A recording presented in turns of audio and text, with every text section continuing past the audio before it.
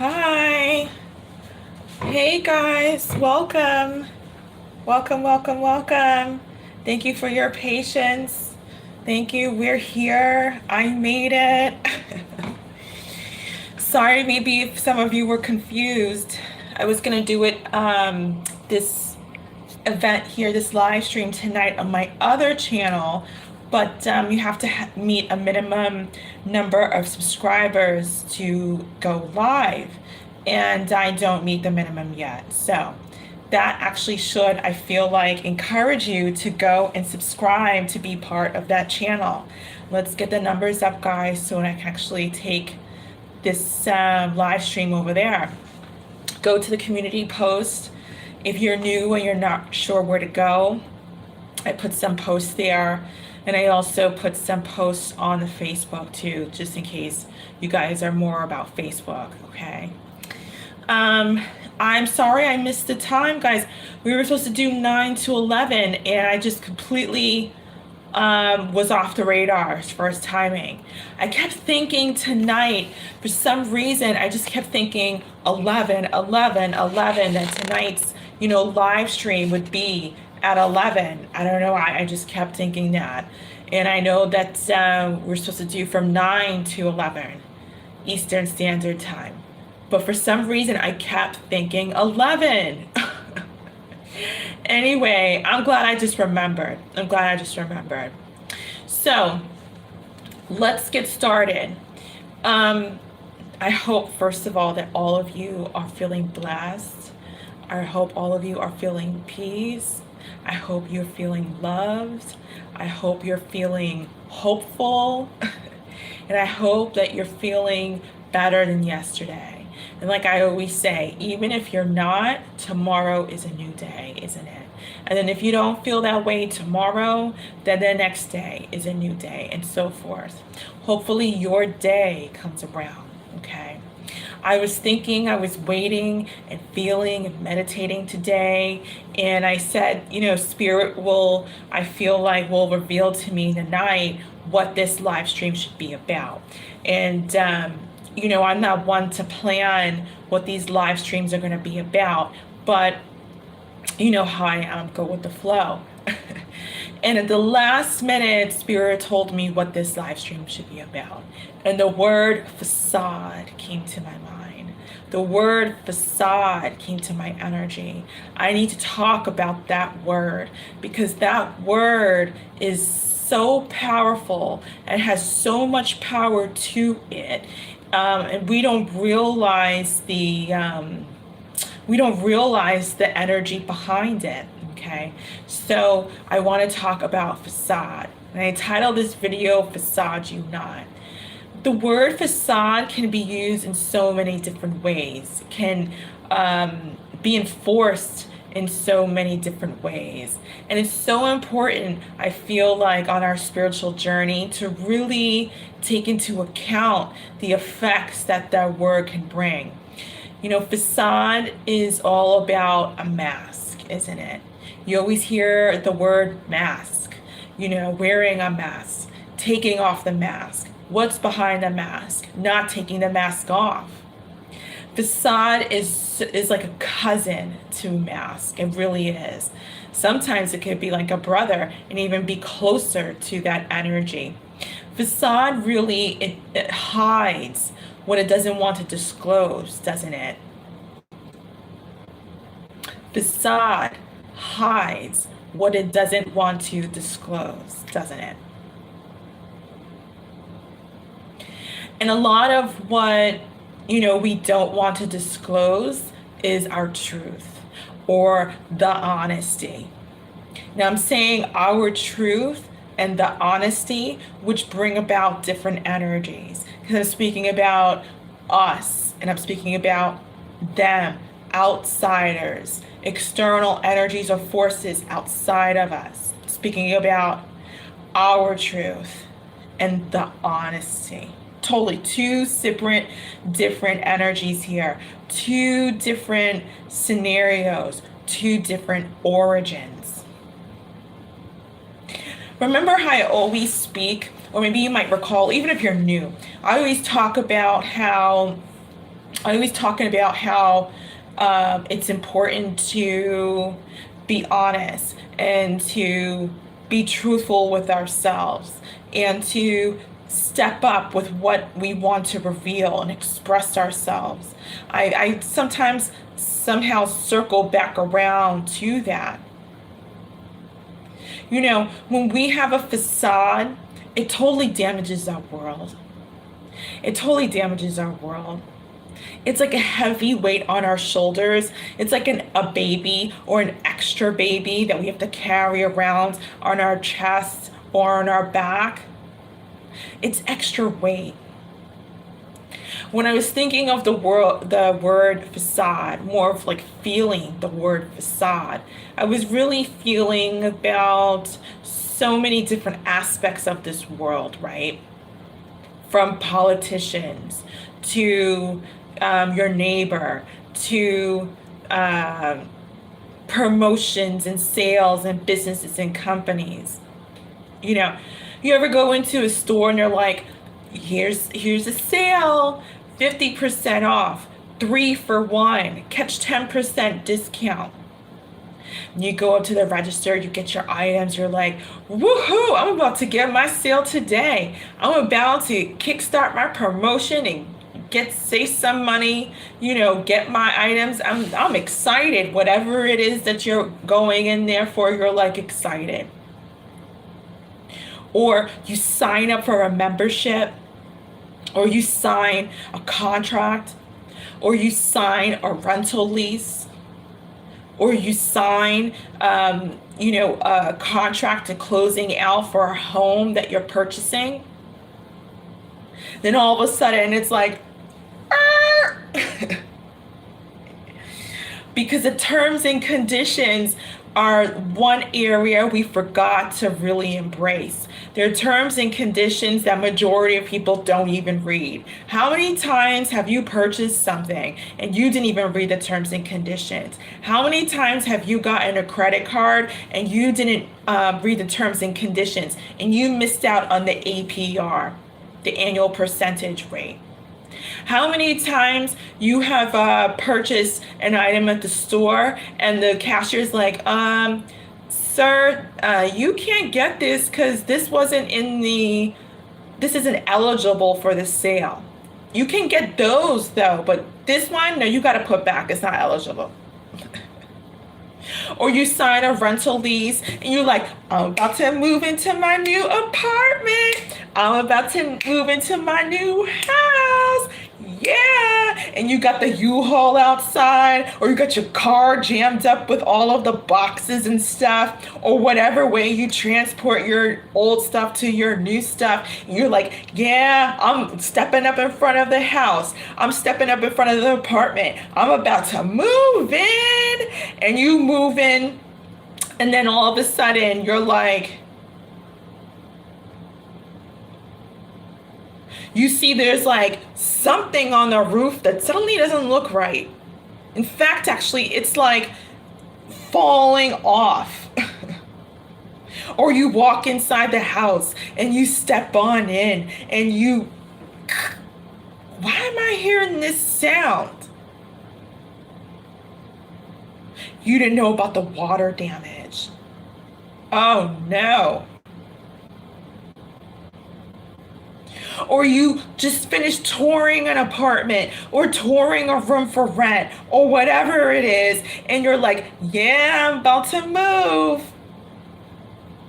And then you go meet with the landlord and he's got the lease and he wants you to sign. He's got the keys on the clipboard. He's got an extra pen for you to sign off, and you about to move in, and then you like picking out your check from your checkbook, or you taking your credit card out and he got the square device about to insert. You know how they do these days. And all of a sudden you're like looking and you're like,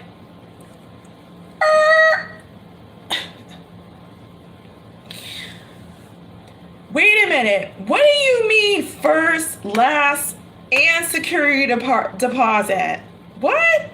I thought we said first and security. Why does it say 3 times the rent is required for me to move on in? What? that it was just $2,400 to move in, $1,200 a month? Why all of a sudden does it say $3,600 is required? And your friend is in the car on their phone. They're like beeping. They're like, yeah, I'm helping my friend move in. Or yeah, we're about to move in. And your world is all of a sudden like, and you inside having a heart attack because you just ended your lease in your previous space and you just got enough money to pay this place to move in. And the terms and conditions say, first, last, and security deposit are required to move in. And you got to get that extra $1,200 or however much. You got to find it. Because now your money is about to go towards a temporary accommodation, or you got to find another place to stay for the night if you don't get that. Terms and conditions, right? Terms and conditions. We have to read the terms and conditions throughout this life. And I'm not just talking about contracts and leases and promotions, discounts and sales and credit card offers. Well, credit cards are the worst. Don't you love it when you get an email and you're like, you were pre-approved. You were pre-approved. And you're like, your brain wheels are moving. You're thinking about all the things you're already gonna get or what you need to use it for. You're already shopping in your mind. You already maxed out the credit card in your mind just on that pre-approval.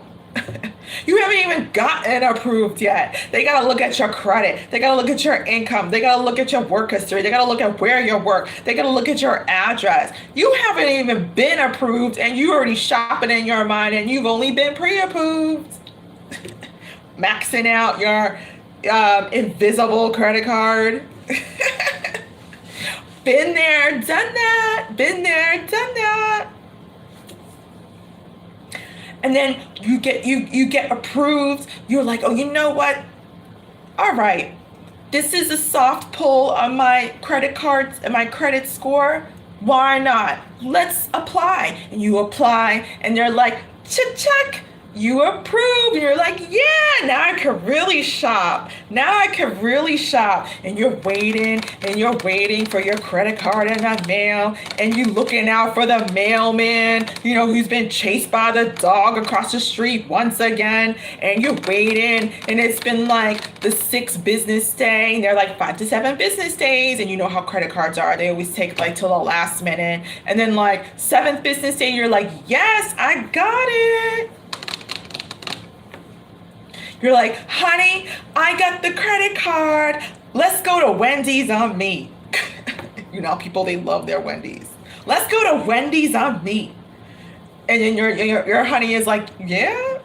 And you're like, yeah, we'll just put it on the credit card. I need myself a new outfit. I'm about to be gone for an hour on my lunch break. Okay, see ya.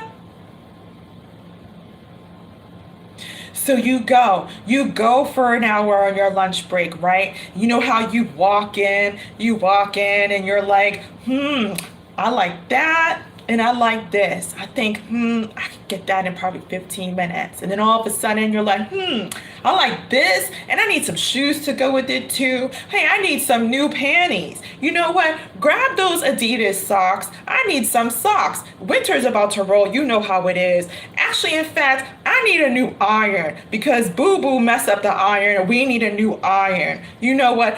Get some new things for the kids because you know how they are. If I walk in with a bunch of bags, they're going to be on me like, what did you get? All of a sudden, where it turns out to be a $1,500 limit, it's like a $1,700 charge. So you're like, you know what? Whatever, let's do it. Let's do it. I'll take the $30 over the limit fee. Let's just do it. So you purchase your $1,750 purchase at Sears or Walmart or Marshalls or wherever you shop. $1,750, slide on through. They're like, approved. You're like, yeah. So you feeling all good. You walk in your car and you throw your bags in the trunk and you look chewing your gum and you got like 10 million keys on your keychain and you opening the lock to your door and you walking in your car. You're like, yeah, I'm feeling all good. I got me some new shirts and I got me some new pants. Turn on your car, you drive home on a $1,750 charge. You get home, and all of a sudden you hear ding, and you get a text message, and it's from the credit card company saying, "We blocked your card." We blocked your card, and sorry, but this transaction just earned a $75 over the limit fee. And you're like, what? What? Been there, been there. So now you just driving up the driveway and your kids are coming out, or your little cute dog is coming out barking at you wherever you have, and all of a sudden the kids are like, "What did you get?" Or the dog's running up to you, barking like, "Arr, arr, arr," and you're just annoyed because you just got a text message that just blocked your card. You went over the limit, so you now owe $1,750 plus their over the limit fee, and you're like, "Oh my God." And the card is blocked. So now you can't get gas and you can't pay your rent.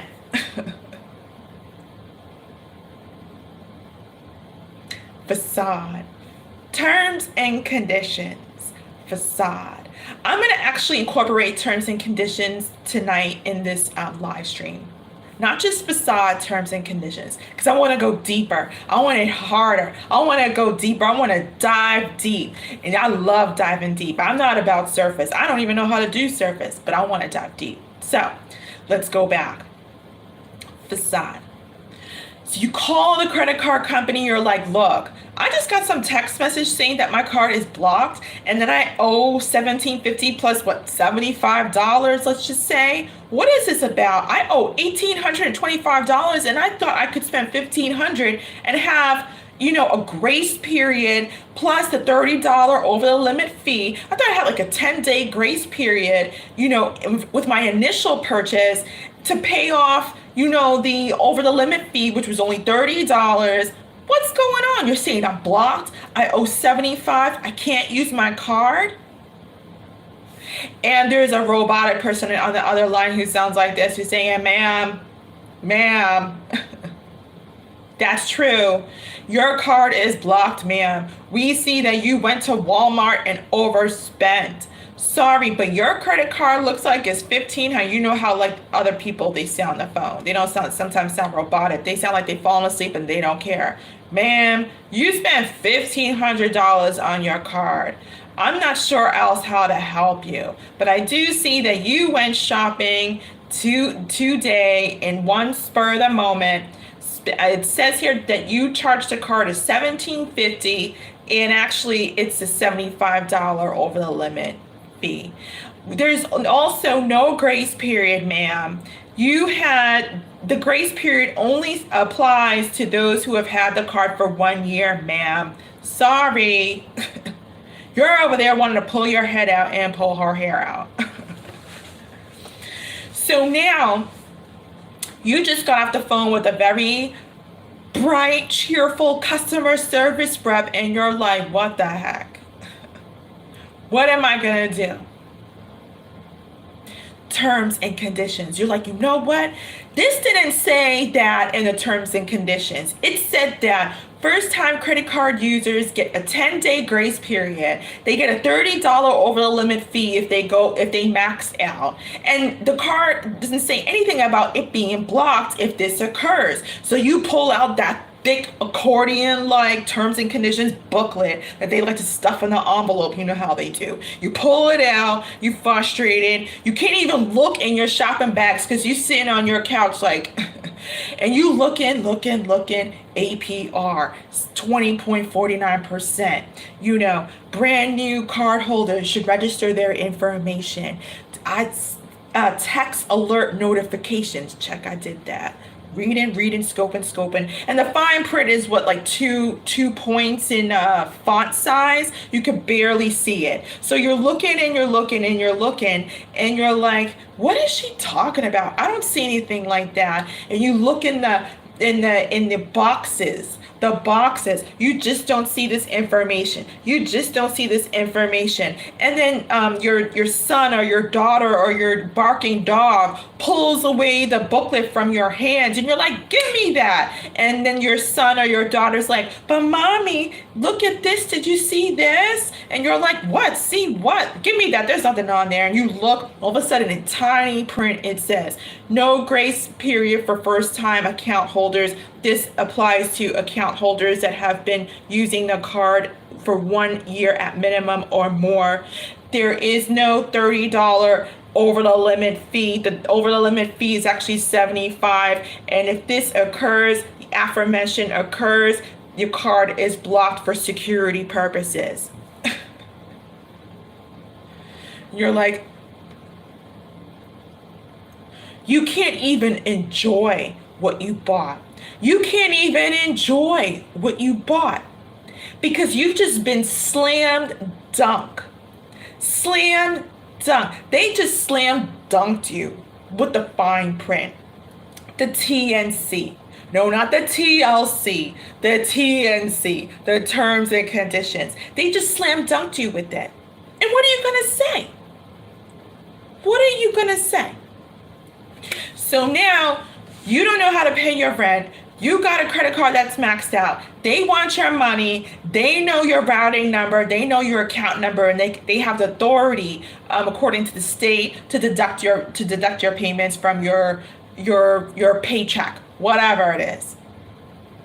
Now, I don't think they can actually do that. I'm just making that part up. But if there is a company that can do that, please let me know. But nevertheless, you just learned about the terms and conditions.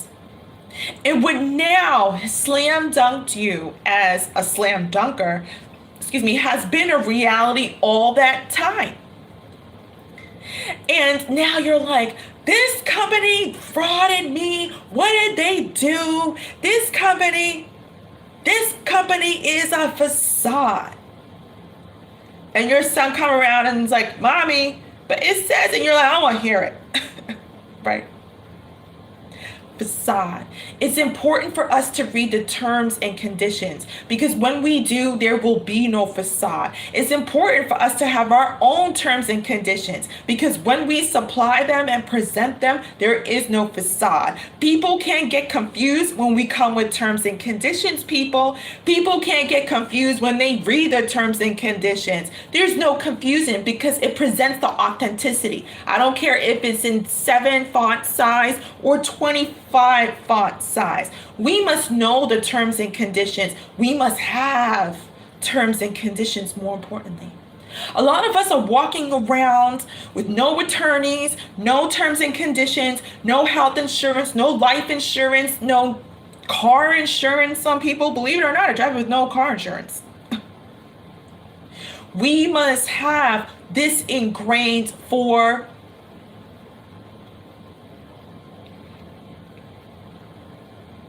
our protection, for our authenticity, for our honesty, for our future, for our motivation, for our drive. We must have it. So let's step back. What are the terms and conditions? What is that? What is she talking about? She's talking about a car. She's talking about shopping. She's talking about leases. She's talking about security deposits. She's talking about credit card APRs. What is she talking about? Good question. Terms and conditions establish an agreement. Terms and conditions establish sometimes a nonverbal agreement. It's affiliated with the word clause. Terms and conditions are established sometimes with a verbal agreement.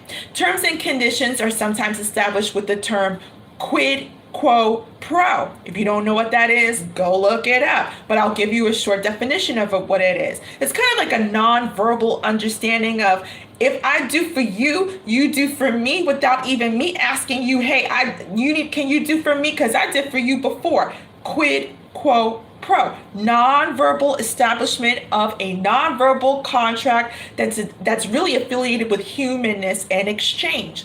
Quid quo pro, very much attached and affiliated to terms and conditions. When we have terms and conditions, we have an understanding, an authenticity of what we expect and what we give, of what we expect and what we give. Terms and conditions. So for example, all right, let's go back to that store scene. Well, your terms and conditions said that actually that item is included in the sale. Where, sir? Where, ma'am? Well, right here in the catalog. It says that I can actually buy 3 packages of Colgate toothpaste for $3. And that's actually one of the products. It says Colgate, besides AIM and others on this list, are part of the promotion and sale. Oh, ma'am, oh, sir, I'm so sorry I did not see that. Oh, no problem. I'm just glad that we were able to review the promotion and its details or the terms and conditions.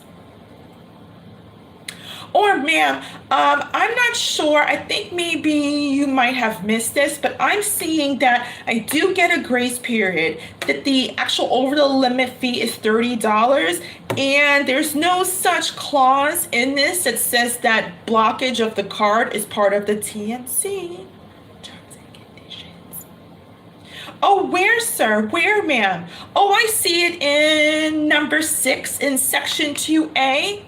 In the back of the credit card pamphlet that came with the card. Oh, I'm so sorry about that. You know me, I deal with so many customers, I hardly get to read this anymore. Hopefully she doesn't say that. No problem, ma'am. I'm glad that I have this booklet. I'm glad that it came with this credit card, and this terms and conditions helps us sort out this issue. Terms and conditions. What are you establishing in your life? What are your terms and conditions for your life? I'm talking about, now I know a lot of people think about their love life. Yeah, I'm thinking about that too. But I'm talking about all areas of your life. Your expectations, your drive, your giving, your receiving. What are your terms and conditions for your life? Because we must set up terms and conditions so we don't run into that word facade. I'll repeat, we must establish terms and conditions so we don't run into that word facade. I'll give you an example. Let's take two different women. Let's say we've got a woman who loves to frequent the nightclub, drink, and get drunk. She's practically an alcoholic. Let's say we have a woman who likes to stay home, read books, chill, and get to school the next day. Let's take these two different women. Who do you think most likely has established some terms and conditions? Let's go to politics. Let's even get more risky in our speech in this live stream.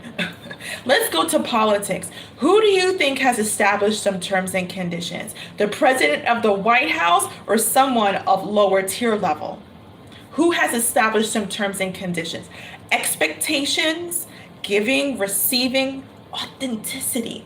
Terms and conditions are very much connected to authenticity. In fact, terms and conditions birth authenticity. When we lack terms and conditions, we basically, majority of the time, I'm gonna bet, do not birth authenticity. So for example, we've got someone going to the nightclub and getting drunk every night, going home, having sex, and having one-night stands. Where are their terms and conditions? Where is it that they say, look, I need to stop doing this. I need to get home. I need to get up for work at 7 a.m. in the morning. So now they're like, okay, let me establish one term.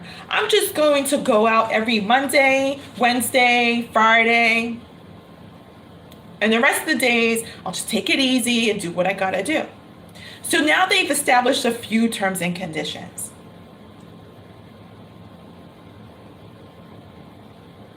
And then all of a sudden they go out on Wednesday and they get drunk, they have a hangover and they're not feeling good. You're like, you know what? Knock out Wednesday. Knockout Wednesday. I'll just go to the bar every Monday, Friday, and Sunday. So they go out next week on a Monday and the same thing happens. Hangover, drink too much, can't go to work, missed out on work. They're like, you know what? This might be getting out of hand. Let me just go to the bar every Friday and Sunday. That still doesn't work. This person is starting to understand that they need to build terms and conditions, because if they don't, they're about to be jobless, have health issues, or probably need to go to rehab and or all of the above. Terms and conditions. Let me bring it back to how it's connected to honesty, right? I'm sure all of you want to know how it's connected to honesty. You ever meet someone who has just a solid foundation, has like a limit on what they will accept and what they won't? You ever see a parent? I'll give you an example. You ever see a parent who has a child, like two different types of parents? And the kid is in the supermarket aisle or wherever aisle or outside the grocery store or anywhere out in public, and the child is alone, and the child's like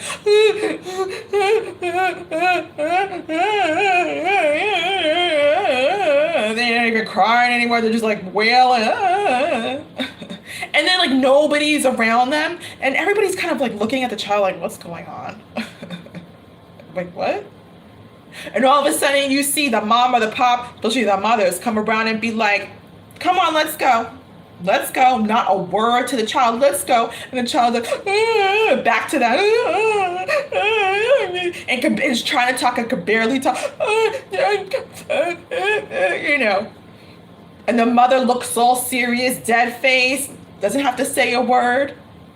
Or let's turn it around to a different type of parent. You see the same type of child going through the same type of temper tantrum, crying, and you see the mother come out and she's like, I told you not to do that in the store. Now you can cry all you want. Get in the car. You got all the public looking like, you got the public looking like, told you to get in that car. Don't you dare say a word. You know what you did. You know you weren't supposed to be doing that. Get your butt in. Two different disciplines, but different disciplinary actions and responses, but both parents, both mothers, now I'm not discriminating against gender, this can be fathers too, but both parents have established terms and conditions. So this child knows that they can't get away, or will begin to soon know that they can't get away with what they've done. It's kind of like, don't touch the stove, I told you it's hot. Terms and conditions. Or let's even go further. Or don't drink and drive, because if you do, there's a high risk of you getting into an accident and killing someone. Terms and conditions. Or don't walk into that pothole while crossing the street, because if you do, I'm betting about 100% you're going to fall right in and we're going to have to call for help. Terms and conditions. Let's even get wider. Let's even get wider with how terms and conditions are connected to facade, how terms and conditions birth authenticity, how terms and conditions remove yourself from facades. Let's get wider with this. I'm sorry, but I don't go out with liars, cheaters, and manipulators. Terms and conditions. I'm sorry, I'm not really a drinker. Actually, I haven't drank in about a year. I think I'm going to stay in tonight. Terms and conditions. I'm sorry, why would you think that would be allowed? Why would you think that would be allowed in the supermarket, that you're going to be crying in the aisle for 15 minutes thinking that I was going to budge and say, yes, you can have that candy, when you know I told you that if you didn't eat your supper, you weren't going to get that Kit Kat bar. Terms and conditions. Or let's even get more grown up here. I don't know why you would think that would be allowed. I don't know why you would think that I would be with a woman who is with other men. And then you're going to come back to me and you think that I'm going to take you back? Why would you think that? You know, my ex-wife thought that she could take advantage of me. And I really thought that you were a lady. I thought you were someone that I could actually, introduce into my life, introduce to my family. We've been seeing each other for 8 months. And I find out that you go and sleep with my best friend. You're going to come around like nothing happened. And that's acceptable. Do I look like the type of man that looks like they're going to accept what you did, your behavior? How do you think I'm going to present you to my family after everybody's talking about what you did? I'm sorry, but this right here is closed. That is not acceptable in my world. Terms and conditions. Why would you think that I would accept you back after you ghosted me or after you talk bad behind my back? Why would you think that's acceptable? Terms and conditions. Or we were best friends and you went out of your way to go do that and I trusted you? Why would you think that I would accept that in my life? Terms and conditions. Let's get deeper. Let's get deeper. Do you know what I've been through? I had leukemia. I had leukemia since I was 16. I was in the hospital, could barely speak, could barely sit up, had no energy. Actually, in fact, my mother went through chemo because she had cancer. I went through so much. Why would you think that I look like a person who would not get through the hard times? That happened? Yes, that happened to me. Authenticity.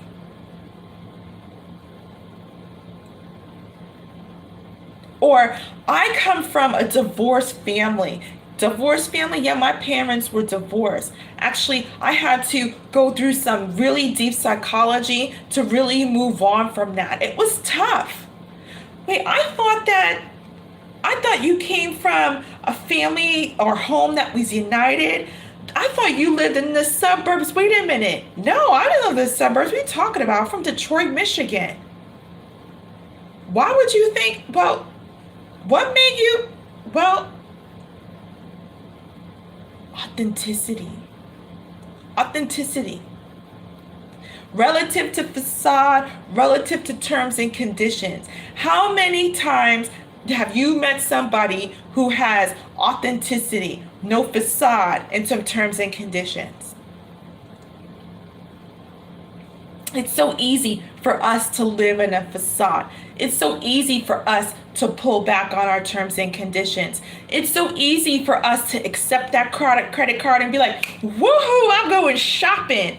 Mom, you gonna read this? No, I don't need, come on, let's go shopping. How many times have you bypassed the terms and conditions? How many times have you done that? I've done it. Who wants to read 10 pages of Google's terms, when you're signing up to add a new email account? You think I've got like 45 minutes to read Google's terms and services? You think I have 1 hour to read the credit card, terms and conditions, or to... How many times have we bypassed our own terms and conditions? Never mind a third party's terms and conditions. I'm going deeper with this. A third party's terms and conditions. How many times have you bypassed a third party's terms and conditions and walking around without any of your own? And terms and conditions are connected to your insurance. Your insurance. Because when you have insurance, you know not to go over your, the deductible? You know, when you have medical insurance, that you have to go, you can't go over a certain limit, otherwise you won't be covered. establishing the terms and conditions. The health insurance company, the medical industry has established certain terms and conditions, because if you were paying $150 a month for your health insurance and they didn't have terms and conditions, you'd be going to the hospital, getting your teeth fixed, getting your vision fixed, getting your wounds fixed, getting your plastic surgery done. They're like, no, we don't cover plastic surgery. Read the terms and conditions. When have you established your terms and conditions for what you will accept and what you will allow? I'll repeat. When is the last time you established your terms and conditions for what you will accept and what you will allow? People are going and getting their plastic surgery on you. People are getting their teeth fixed and whitened, so on you. When is the last time you established your terms and conditions? When's the last time you composed your credit card booklet of terms and conditions? When is the last time you've established your terms and conditions with your children or your dog? Like the dog who I said ran up to you when you were coming out from your car after going shopping at Walmart or Target or wherever you shop, annoying you. When's the last time you were like, sit, to teach a dog, like, you don't run out and walk up on me and start barking and making a fool and loud noise so we get kicked out of the suburban neighborhood or wherever neighborhood you lived at? When's the last time you established your T&C with your own pets? I've been talking so much about third parties, but I'm talking about us. Third parties, so I've got to say, I'm talking about external. I'm not talking about romantic, external. But we have to establish our own terms and conditions. Because if we don't breathe authenticity. We don't breathe the rules. So he or she can come around and be like, you know what? You look like you could just be a one-time or a one-night stand. Or you're used to this. I mean, the way you allow your child to run all over you, you gave him the candy, you gave her the candy, and submitted. What's the big deal? Terms and conditions. They breathe authenticity, and they breathe a second form of communication to the world about what you expect, what you will receive, what you will give in exchange in order to receive and deliver. Quid pro quo. It establishes an authenticity. It removes any potential for facades to come your way. I'll repeat. It breathes authenticity. It breathes expectations. It breathes quid pro quo. Quid pro quo is about nonverbal communication, establishing grounds for nonverbal communication. A lot of CEOs do that, especially. A lot of powerful forces and a lot of powerful companies do that. Oh, you know what? I have a vacation home in the East Hamptons. I think you would love it. Take you and Marjorie up to the East Hamptons. You're gonna love it. We're in LA anyway. Just go up there. I'll give you the address. The secretary, she'll give you the address. Go ahead. So you go for the weekend. Hey, I'm going to the East Hamptons. Oh wait, I can't dance like that. I'm going to the East Hamptons. Ah!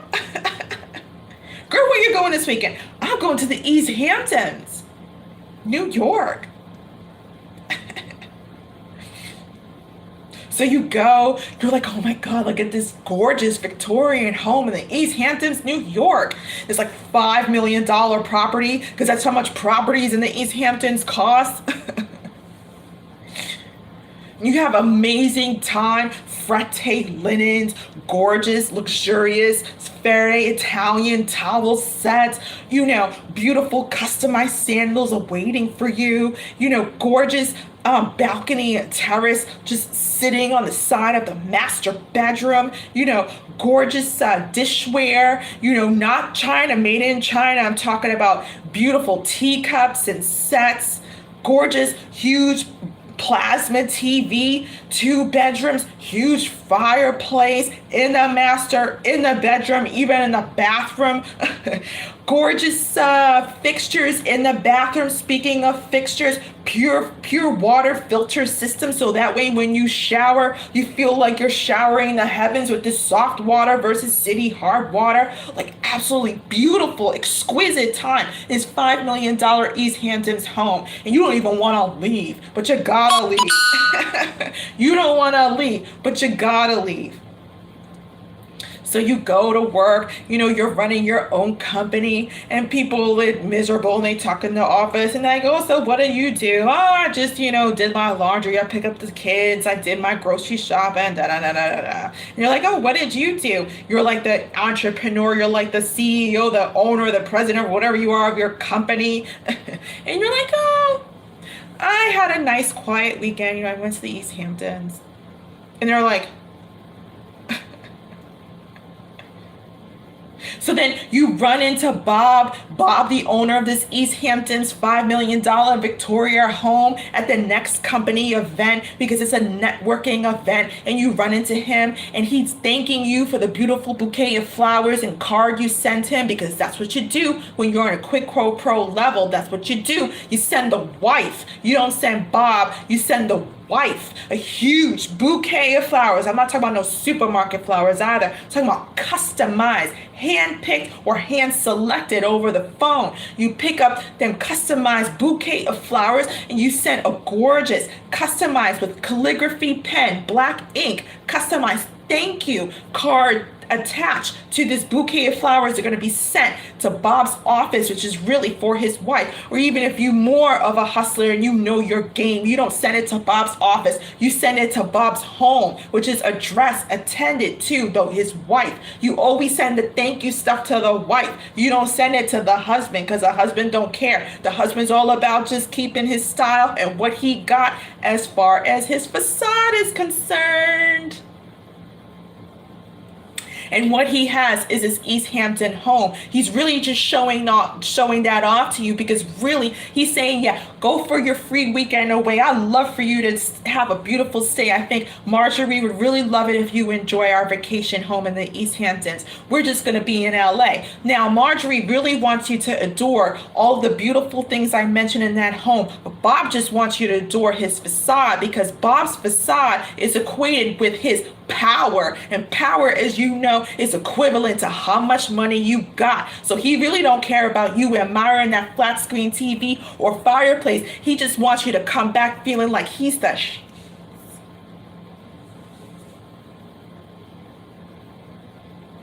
Let's stay on it. Quid pro pro.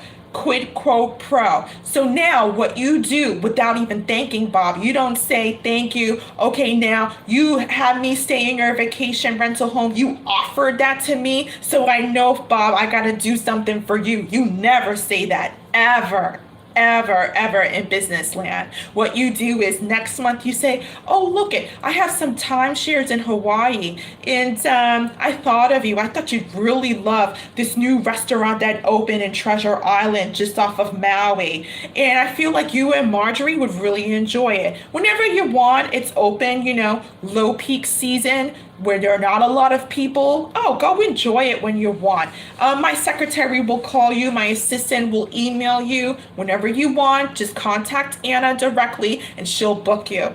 That's it. You never say, oh, I'm owing you for what you gave to me, which was time in your vacation rental. You don't say that. That's of quid pro pro. It's all about doing for each other. Doing for each other without actually saying, I'm doing for you. So Bob and Marjorie, they book a weekend stay in your Hawaiian home, just admiring the island, admiring the fresh fruit, the fresh shrimp. It's so darn good. The tropical colors from the palm trees to the food to the clothes is absolutely phenomenal. Marjorie's admiring and taking pictures of the beautiful rainbow. Bob is sitting back, in the Havana on his phone, making deals and checking his email on his Outlook, because he's all about the technical. He's all about the facade. He's all about the power. He's all about detachment from his dishonesty. Quid pro pro. Facade. Facade you not. Façade Bob is. Now, let's go back to Bob. Bob has established terms and conditions. Bob has established silent. You've heard of the word silent partner. I'm using it in a different way. Bob has established silent terms and conditions. He said to you, don't send me flowers, just give me some timeshare time away inside one of your properties. Or do me a favor that when I have a gala, just, donate 50,000, and we're even because you stayed in my East Hampton home. Or connect me with this other CEO with whom I want to deal with. If you have his phone number, since you know him, if you have his email, introduce me, network. He has silent terms and conditions. You know what to expect from Bob. You know what to give back to Bob. Bob just put you in his $5 million East Hampton, New York, Victorian home where a lot of wealthy people go to vacation especially from New York City. They have established at East Hampton's home. You're not going to offer Bob, after your amazing weekend away in his $5 million Victorian mansion, a ticket to Mexico in some little hut. You're not going to offer Bob a $1,000 check in your thank you or gratitude back to Bob. You're not going to send his wife some grocery store, supermarket, whatever, bouquet flowers and be like, I really admire your fireplace in the living room.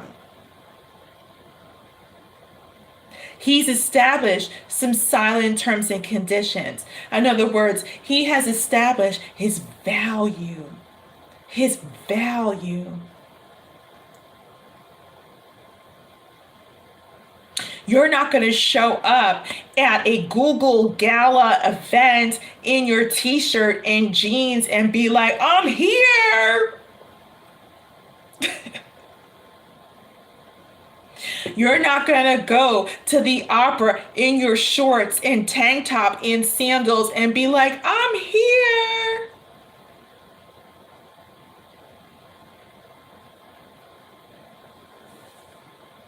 Your kid is screaming for candy in the supermarket aisle, and this kid is screaming and cussing you out in aisle 5. I don't think a lot of parents would be like, you know what? You fill in the blank. Our terms and conditions meet our image. They meet our image. Bob has built an image. He's built a life portfolio. Bob has built a life portfolio. He's a CEO of his company. He's one of the top Forbes magazine entrepreneurs in the healthcare industry. He has this startup. He has this startup. He has this startup. He has a vacation home in East Hamptons. He has a vacation home in LA. He lives in Boston. And the list goes on and on. He has established an image. Our image is very much connected to our authenticity. And sometimes we don't have it. Sometimes we don't have the authenticity, not the facade, the authenticity. But here's the thing. Everybody's born with the belly button. Everybody is born with authenticity. But the fact is that we have to choose whether or not we want to breathe it into our life or whether or not we don't. And sometimes a lot of people breathe through their belly instead of out through their mouth or out through their nose. Some people exhale from their belly, but that's just not the way to correctly manifest your balance through your respiratory system. But some people decide that they want to hold their breath in and they don't want to breathe properly. They want to breathe from their stomach, the very place of fear. They decide they don't want to breathe their authenticity. They don't want to exhale their authenticity. So they hold it in their stomach, the very place where fear is held, energy, that is.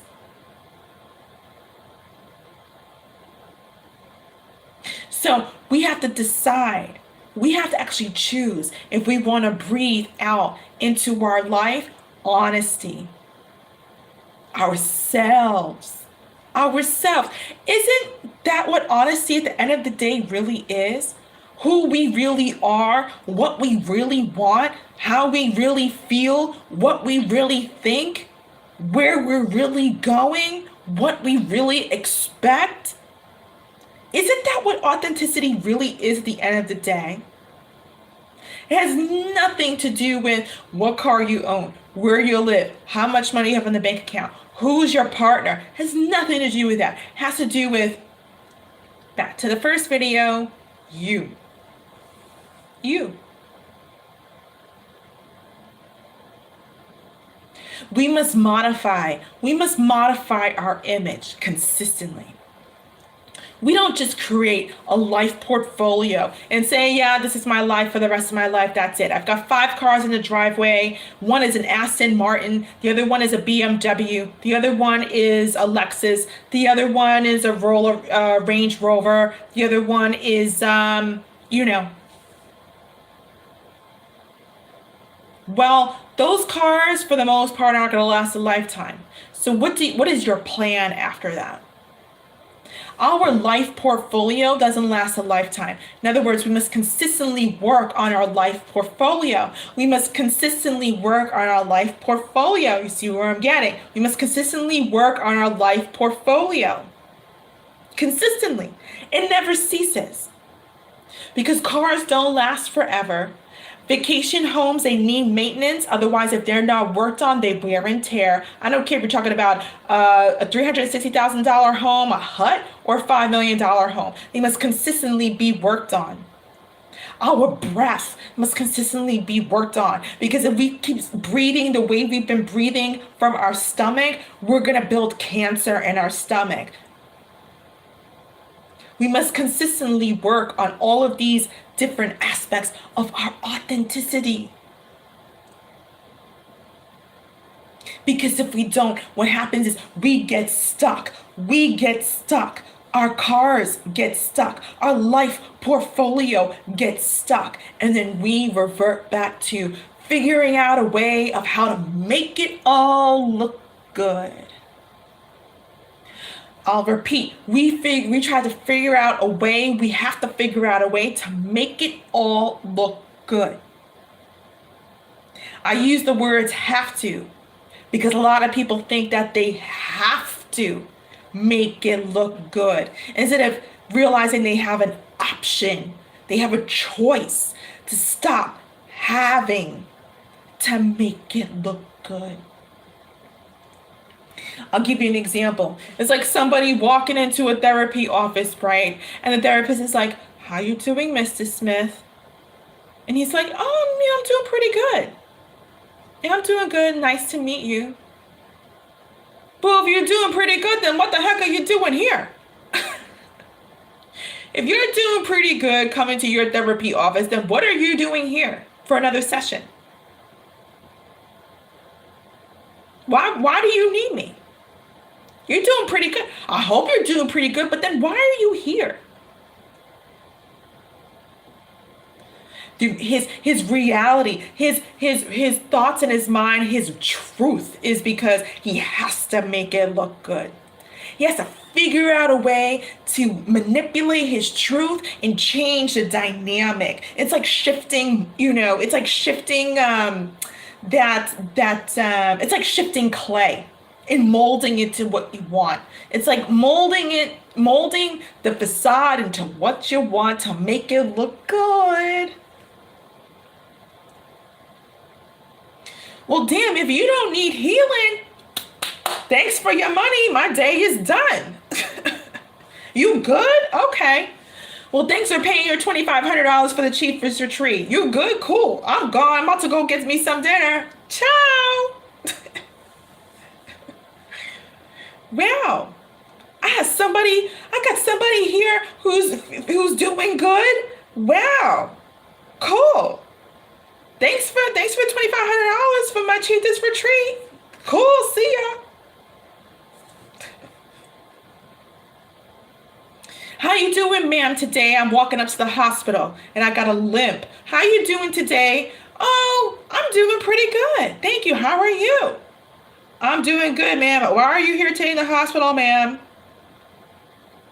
Well, I just got hit by a car and they skedaddle. They didn't stop to see if I was okay. What? You got hit by? Yeah, I just got hit by a car. But I'm doing okay. Then, ma'am, are you okay? And then why are you here?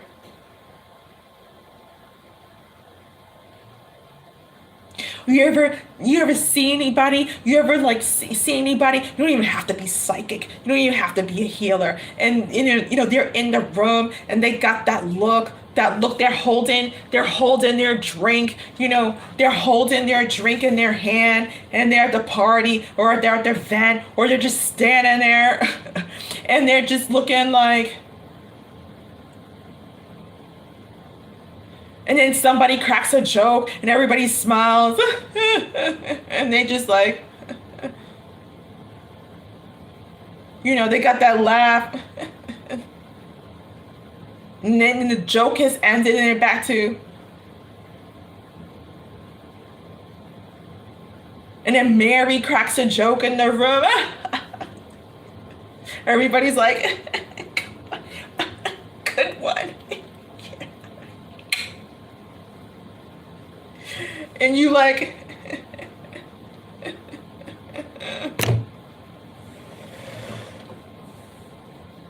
Façade.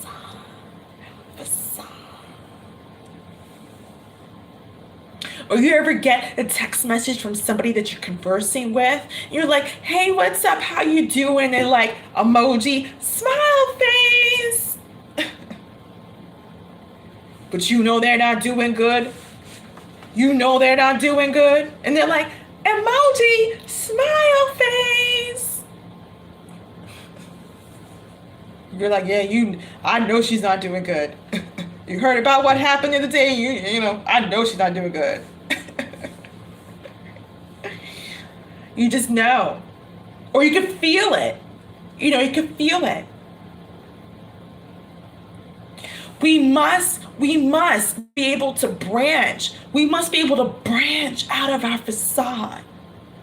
Look, just yesterday, I did a 2-hour live stream on 5% of my authenticity, 5% of my life, 5% of my. Just yesterday, I did 2 hours, two hours of live streaming, 2% sharing you, which I hope you understood after you left after the live stream, 100% or got a glimpse or whiff of my TNC, my terms and conditions. About a man who's gonna text me after 6 months of not saying nothing to me like it ain't no thing. Are you kidding me?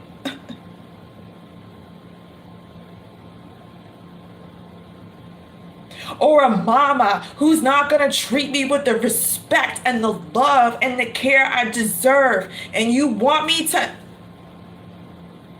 Are you kidding me?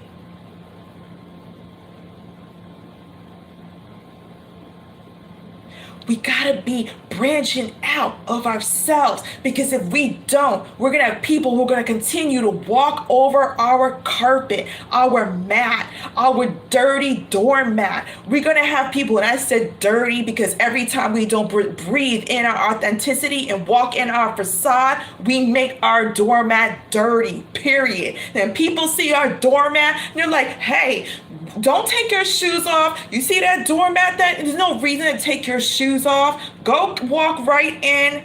There ain't no TNC here. There are no terms and conditions here. What you mean? I'm not taking my shoes off. Look at that dirty doormat. Can you walk up on it?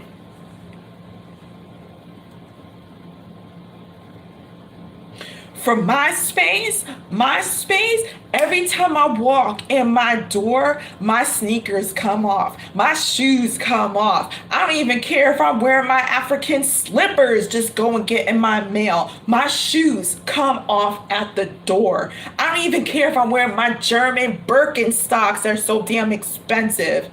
I still put those suckers next to my sneakers at the door because everybody knows me and my value, my authenticity knows they can't walk in my house with their shoes. They can't walk in my house with their stuff and bring it in my clean space until they take their shoes off at the door. They know. And if they don't know, I establish the rules. I establish my expectations. I establish my terms and conditions.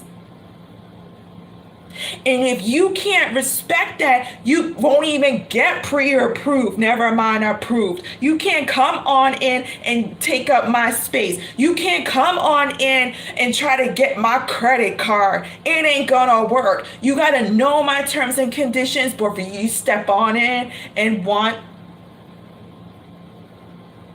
There's no facade.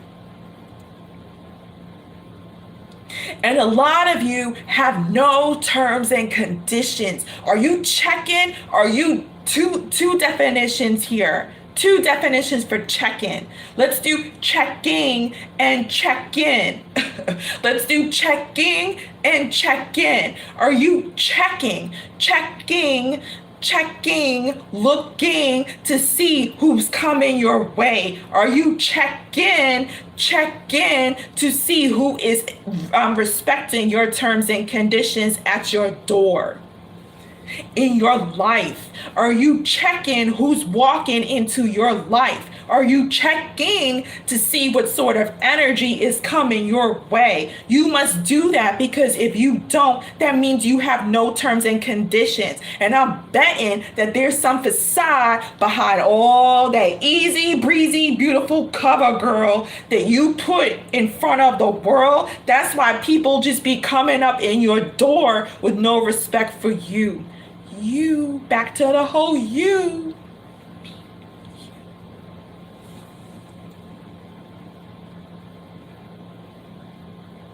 See, I don't have to live in any fancy place, but my place actually is pretty luxurious, I gotta say. And I'm not trying to rhyme, but it's just coming out that way.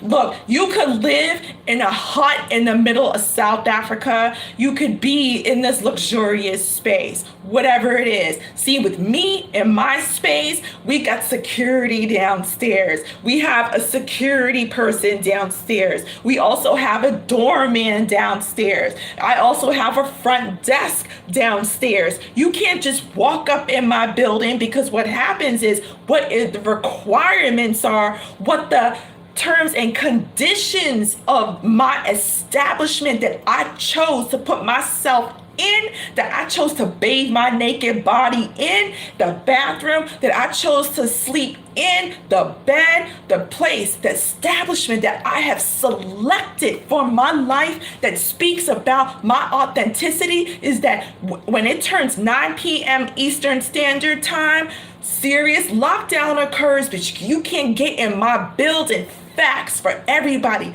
Tenant, visitors, mailman, pizza guy, DoorDash, whomever. You can't get in my building unless you got a key that says that you live here. After 9 o'clock, 9 p.m. Eastern Standard Time hits, you can't get in my building if you don't have a key. So if you don't have a key, you gotta call the front desk if the security guard ain't around, or if the doorman ain't around. You gotta know the number. Extra security, extra value. You gotta know the number to the front desk, because you gotta be like, hey, I forgot my key. And they're gonna be like, if they don't know your voice, oh, hey, Amma, oh, I'm sorry to hear that. Let me get the security guard to buzz you in. He's coming right down. If you want that, and if they don't recognize your voice, if they don't know who you are, if they don't know who you be, if they don't know your value, they're going to be like, what unit are you in? Who am I speaking with?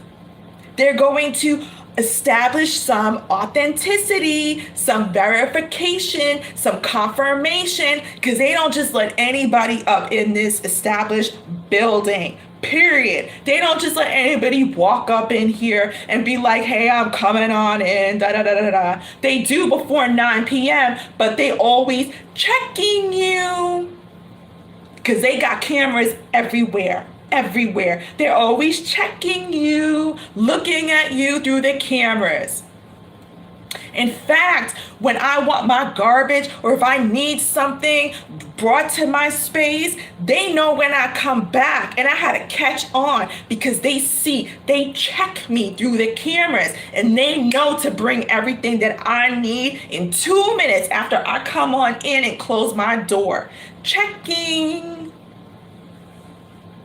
Because they know if I need something, I don't play around. I'm not trying to say it twice. I only request it once. And they make sure they got accustomed to my value. Because in the beginning, they didn't know. They thought I was just some Joe Schmo. I'm like, hey, what about the things that I've requested? Is that going to come up? Where is that? Where is that? Then now they know that when I come back or if I request something, I need that in under 2 minutes. I'm not playing.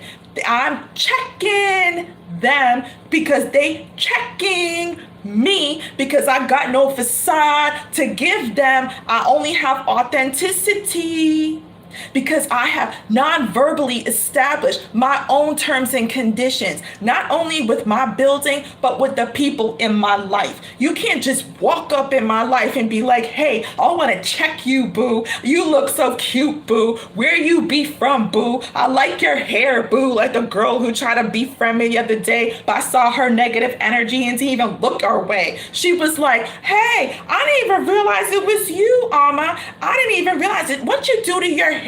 And I looked at her like, are we friends? I felt like her negative energy was coming my way. I was checking her way before I felt her energy coming my way. I'm like, no, you can't bring that jealousy around me. I see you. I see your facade. Now I'm not rude or anything, but my energy speaks volumes. And I spoke about this before in my love class about aura, vibration. I could see energy. I could see aura. I scan and see just naturally by default that God has given me the energy, the blessing, that He also gave you the energy and the blessing. There's nothing extra special about me. We got the same skin. We got the same nose, the same mouth, just different skin tone, different shapes, different curves, different navigations. We all the same. I just know my value. And don't we, when we know our value, when we know our worth, we automatically establish terms and conditions automatically.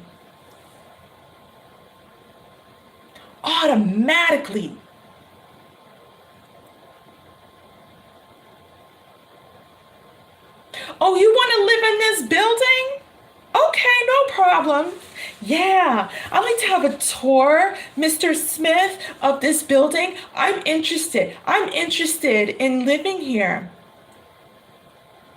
Oh, how did you hear about us? Oh, a friend of mine had referred us to you, and we're interested in living here. Oh, what brought you to this neighborhood? Well, I really love this neighborhood. It's really safe. That's so important for us and the kids. We really want them to feel safe, growing up in this neighborhood. And it's very close to all, shops and things. We don't want to have a family car. That's an extra expense.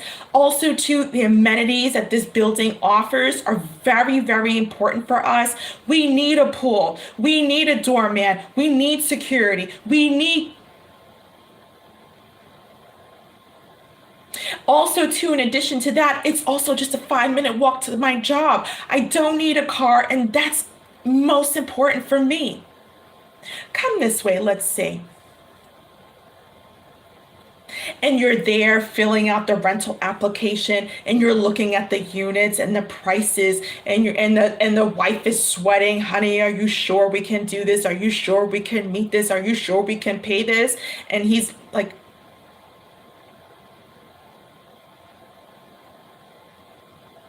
and let's just hypothetically say 5,000 a month for a 1.5 bedroom unit, 5,000 a month for 100 for a 1.5 bedroom unit, 250 a month for parking. Sir, if you want to park your car, we have private assigned spaces for tenants, 250 a month, no problem.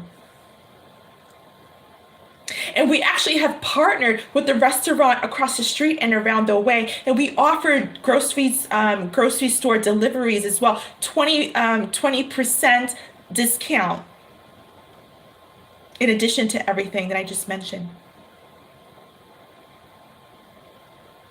And you need a 750 credit score to get on in, and you need at least 70,000 a year income, showing proof of income, and you need to show us your established work history.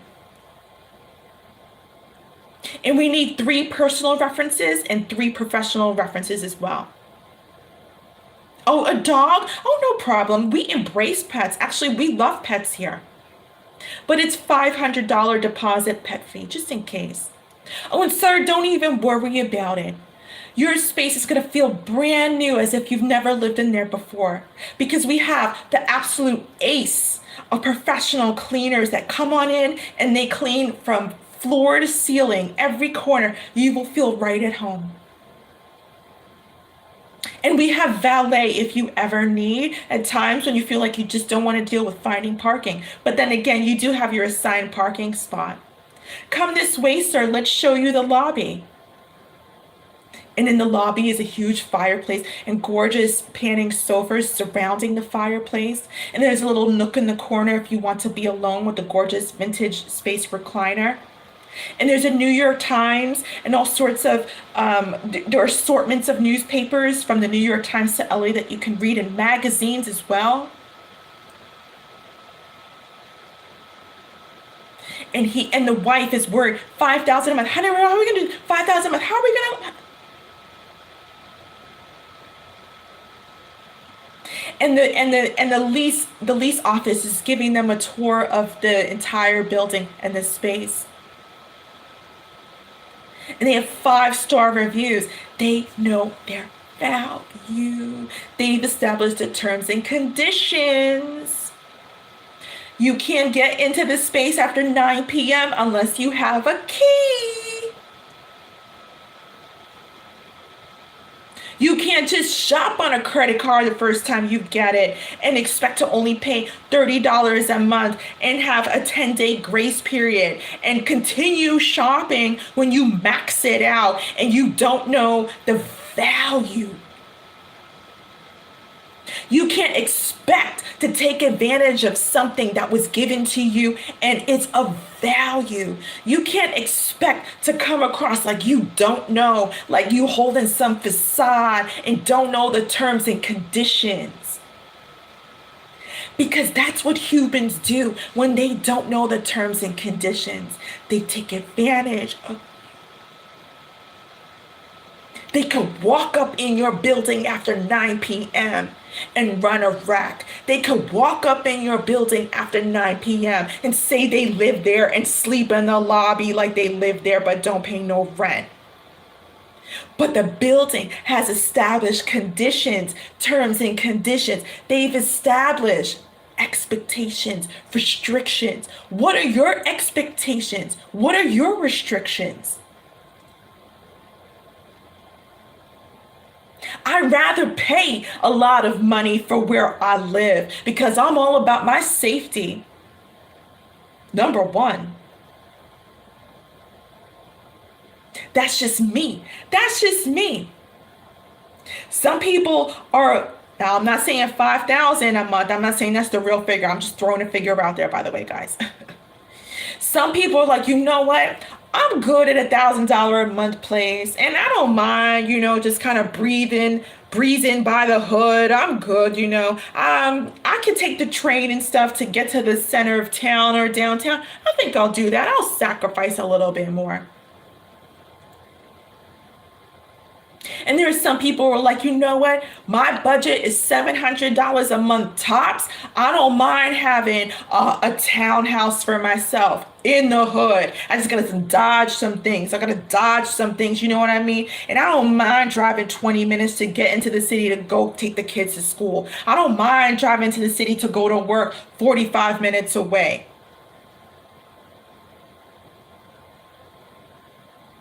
What are your restrictions? What are your expectations? Because when we have none, we are only walking around with masks. Walking around with masks.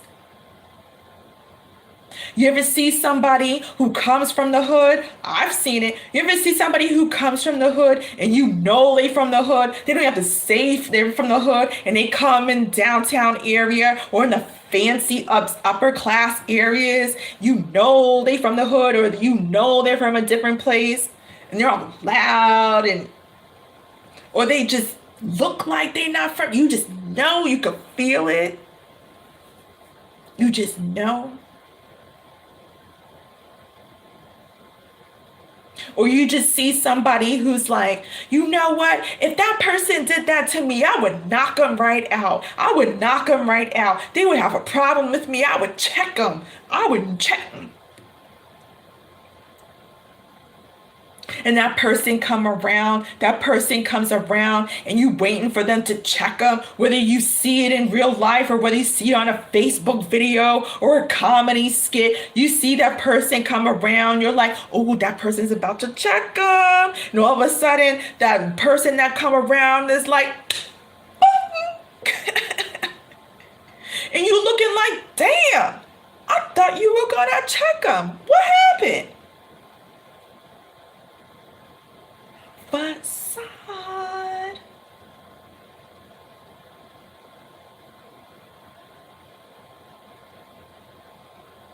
Façade gets us nowhere. It gets us hurt.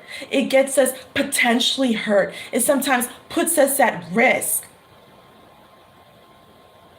Like, no, me personally, I can't live in the hood. Been there, done that. Been there, done that. I'm not trying to get clocked over the head in the middle of the night. I'm not trying to look over my shoulder to see if something's going to happen to me. I'm not trying to. That's just me. I'd rather pay a lot more money and live where I can breathe my peace and life. That's just me. That's just my authenticity. That's just my terms and conditions.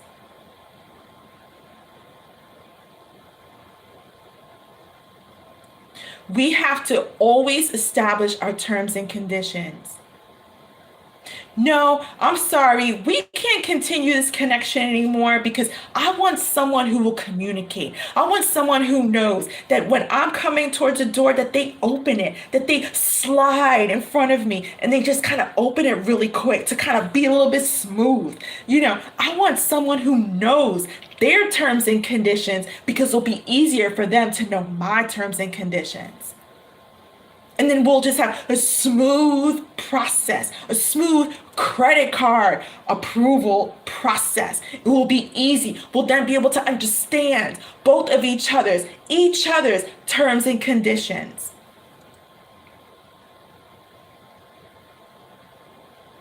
For me, I'd rather go broke and go apply and go to NYU. I've been through the community colleges back in the day. I've been through the city colleges back in the day. And all that got me was seeing fights, student loans for nothing, and low education. Period. I'd rather go broke. And when I went to NYU, I was like, oh my God, this education is phenomenal. I can't believe this is why people spend so much money on this tuition.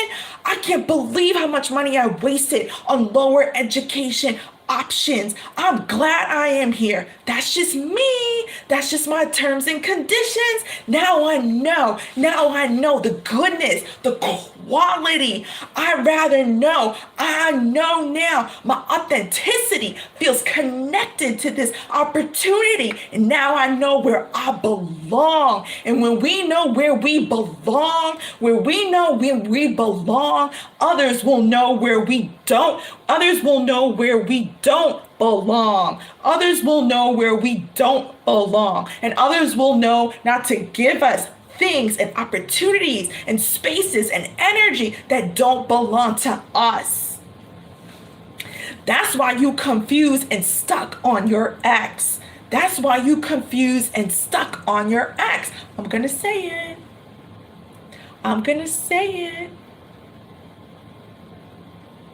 Because you haven't established your terms and conditions, so your ex thought or thinks, whether they're in your relationship now or out of your relationship, your person thought that because you had no terms and conditions, they thought they could just walk up in your space with them dirty shoes and you looking still at the footprints of their kicks. Still. You try to mop it up. You bought that Pine Sol. You bought the scrubs. You hired a fancy professional floor cleaner company. He said, I'm tired of looking at them footprints. My person walked up in my space with their shoes and messed up my entire floor, messed up my entire space. I don't know what the hell to do. I don't know what to do. Well, you never said anything at the first place before they even walk in the door. You never checked them. You weren't checking them. You weren't looking at them, observing them, seeing if they fit in your space. Can they fit in your door? Can they fit in your door? Do they even belong in your space? You weren't looking at them just like my building looks at me in the camera all the time, knowing when to deliver and make me happy. Were you looking at your person to see if they the type that will make you happy? No, you just let your person walk all up in your space with them dirty ass old kicks, by the way, and they left all this crud on your space and you can't get it off your floor. You can't get it off your floor because you allow the facade to come on in. You allow the facade to come on in. And we don't have any terms and conditions. When we don't have authenticity, like, look, I'm checking you. Don't even think about taking another walk up in my space with them dirty ass kicks. You ain't walk up in my space till you clean them, remove them, or go away. You can't walk up in my space like that because my terms and conditions say that everybody that comes up in my space is clean. It tells you that everybody that walks up in my space is clean. And I'm not talking about just clean kicks, clean sneakers, clean sandals. I'm talking about clean spirit. Clean spirit. Clean spirit.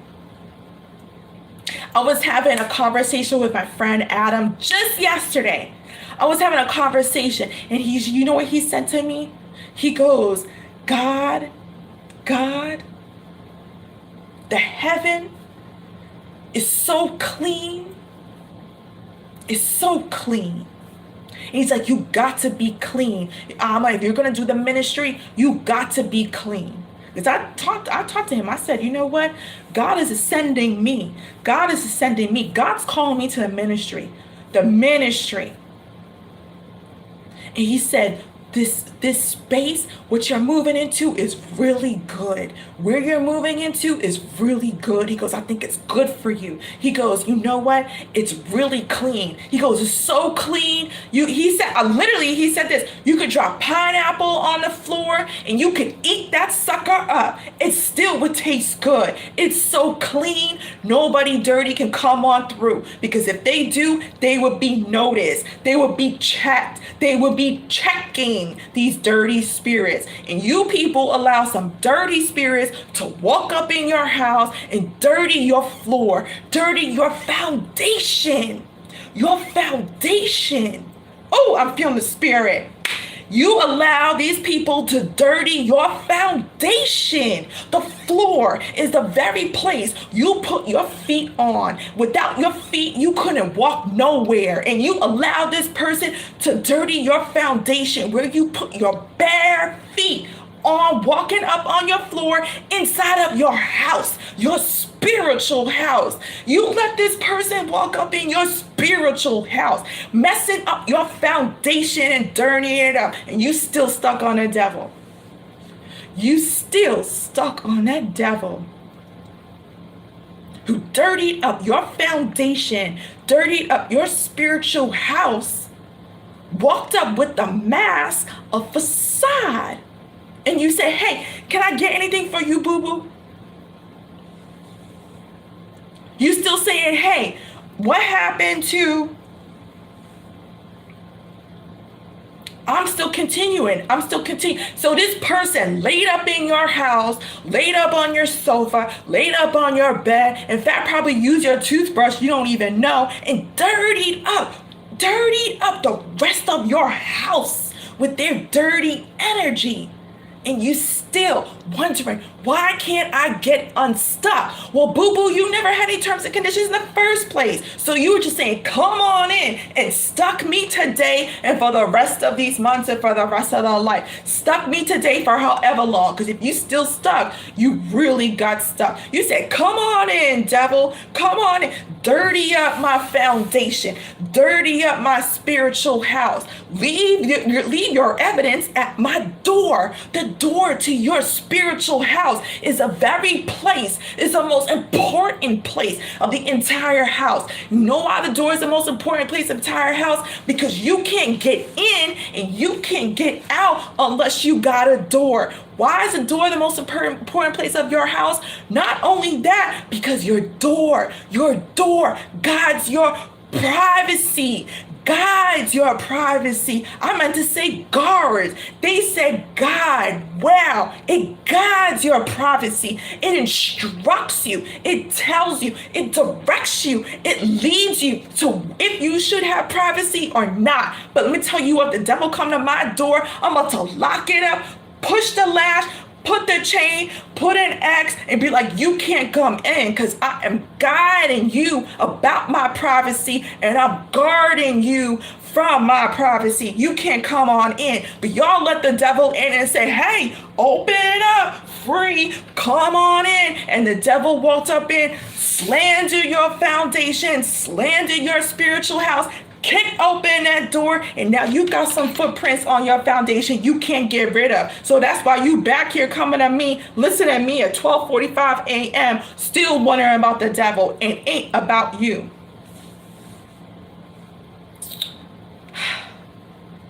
Did I just say that? Did I just say all that? Did I just say all that?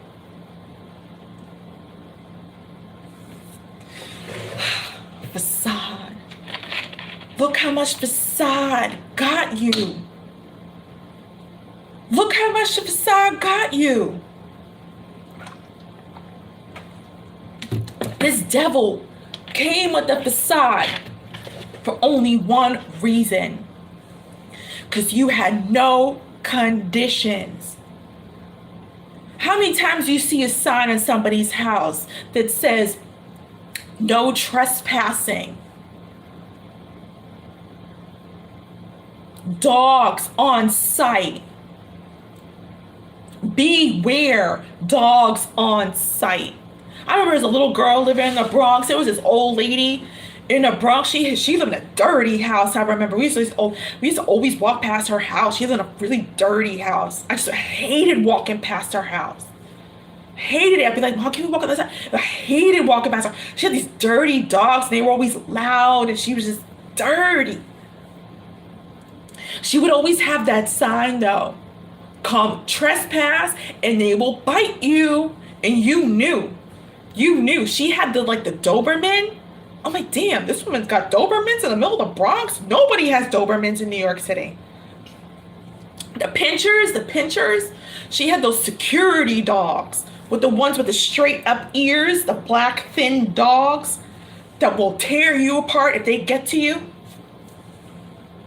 She knew that even though she was dirty, she was not trying to have the devil come up on her house, because she warned you. Those were her terms and conditions. Her signs were the terms and conditions. She made it crystal clear that you weren't walking up on her property, crystal clear through the signs. And her backup was the dog. She didn't tell you once, she told you twice through the signs and her backup. And that's what we get when we establish terms and conditions. Just like the credit card company got their attorneys on call if you mess them up. They got their terms and conditions in the fine print, but they also got their backup. And you don't even realize, you just shopping, acting like they got no signs or terms and conditions to disclose to you or backup. That's why you maxing out your opportunity right away. You got to establish terms and conditions, and you got to have a backup. So when you breathe in authenticity, it's an automatic default that you get the terms and conditions, that you establish to the world your terms and conditions, that you establish to the world your value, because you get that automatic backup. And you know what that backup is called? God. God. When you establish your terms and conditions, nobody can take advantage of you or max out your credit card or trespass on your property or come up in this establishment after 9 p.m. without a key or kick down your door and be like, I'm coming in with my dirty shoes. Don't happen. It does not happen. You've got to know who you are. But the problem is, a lot of people know who I am, but they are too lazy to change. I'm going to say that again because I feel like that's a powerful statement. A lot of people know who they are. I know you know who you are, but you too lazy or don't want to make the change to actually act on who you are. You can be like, I'm a fine woman, I'm a fine man, I know what I want. He did me wrong. She did me wrong. But you ain't acting like you know who you are. That's why they kick opening your door repetitively throughout the years. You've had breakups to makeups. You've had endings to endings. You never had a solidified good commitment where somebody walk up in your house and say, you know what? I love you so much, honey. I don't even have to ask. Here go my shoes. I'm taking them right off. And I'm here at 8:40 p.m. before 9 p.m. I just made it. I'm here. Oh, okay. You want me to sit on a chair? No problem. You got to move the things from the sofa. You got to move the things from the bed. No problem. Where do you want me to sit? Where do you want me to sit? In fact, an angel will be like, want me to help? Where can I help? Where can I help? Can I help you do them dishes? Can I help you do this? That's angel clean spirit energy, where there's somebody drops metaphorically the pineapple juice on the floor, you can lick it up because it just feels, it tastes so good. Ever have somebody come up in your house and you be like, damn, their just energies feel so good. You kicking it, you laughing, you just feeling so good. You're like, damn, I don't want them to leave. And when they leave, you realize the dirtiness of your foundation is loneliness. It's like, damn, I don't want that person to leave. I'll repeat, you ever feel so good? You ever feel so good when somebody comes on in? Their clean spirit just comes right up on your house. They don't got to kick open their door. They ask and they make initiatives to respect your space, respect your foundation, respect where you live. And they about to leave and you feel the difference after they leave. You're like, damn, my house is really dirty. My house is really dirty. My house is really dirty. I feel actually alone. When that happens, you're sitting with your what's called facade. Facade. You're sitting with your facade. Why are you sitting with your facade? Let's go deeper. Let's go deeper, fellas. Let's go deeper. Let's go deeper. You sitting with your facade at that point because you never would have felt alone. If you were already in your clean spiritual house with the clean floor, with the clean foundation, you never would have felt alone in the first place or after, because you'd be like, damn, my house is so clean. My house is so clean. It don't even feel dirty because God is here with me. Even if somebody clean come on in this house and leave, I know I have a beautiful life. I know God bless me. And I know that my spiritual house is clean. It's so clean that God is here all the time. So that's why I don't feel alone. And I ain't sitting with no facade. I'm sitting with God. That's why I'm sitting with God. I don't feel alone.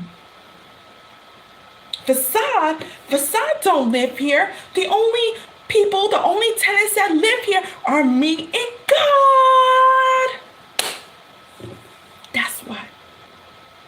That's why after that clean person, that clean spirit leaves your home, you feel lonely because you're sitting with the devil. You're sitting with the devil. You're sitting with you. Because God is always clean, clear. God is always clean, clear. You ever been in somebody's house, you could just lick off the floor? You ever been in this space where you can just lick off the floor? You're like, damn, this is a beautiful house. The space is so immaculate. The space has such good energy. The light is flooding through the space. Or you ever seen a space like that? Even if you're watching TV and never been there, you've seen a space like that? You're just like, I would love to live in a house like that. I would love to live in a space like that. It just looks so cozy. I don't want to go. It just feels so good. And you walk back home, you drive back home, you go back home, and you're like,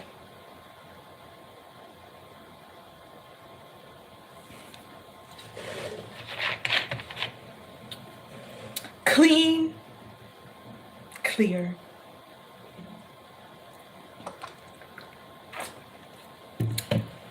Clean, clear. We must establish our terms and conditions to knock out the facade, because facade you not. We must establish our terms and conditions to knock out the facade, because facade you not. I can't pretend to act like I'm just some YouTube reader and do the cards and just show my hands and make a joke and put on my nails, each to its own. I'm just speaking about me and my spiritual house. I can't just do my makeup, all the eyeliner and all the eyeliner. I don't even know. I can't put on my nails and be like, you come in today, here's your message, the Fool card, the Six of Wands, da da da da. That's just not my authenticity. I could do all of that. I could put the makeup on. I could have my hair all cool and, in line and in place. I could put on a gorgeous, halter top, a corset with my boobs, my breasts hanging out. I could come all wild and look all good and tell you what, I will look damn fine. I'll be shocking all of you. But that is not my authenticity. The facade is like the dustpan filled with dirt in it, and it's in the middle of our room. The facade is like a dustpan in the middle of our room, in the middle of our house with dirt in it. And you know that you are tired of walking around this dustpan. You know you tired of walking around this dustpan, and people be like, when are you gonna clean that up? When are you gonna clean that up?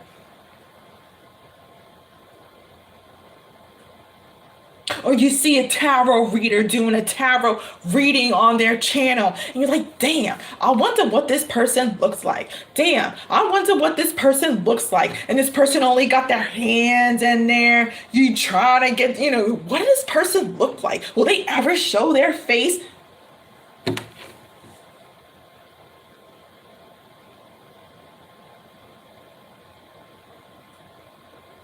Damn.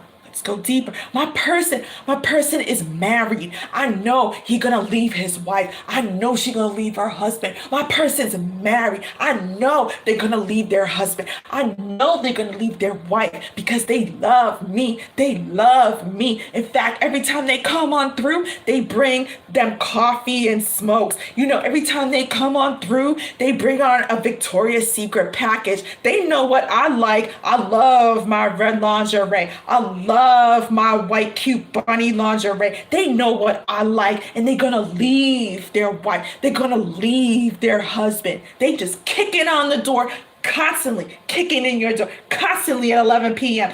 Constantly they kicking the door at 2 a.m. Constantly they bothering the front desk saying, let me in, let me in. They don't even live there, and they keep dirtying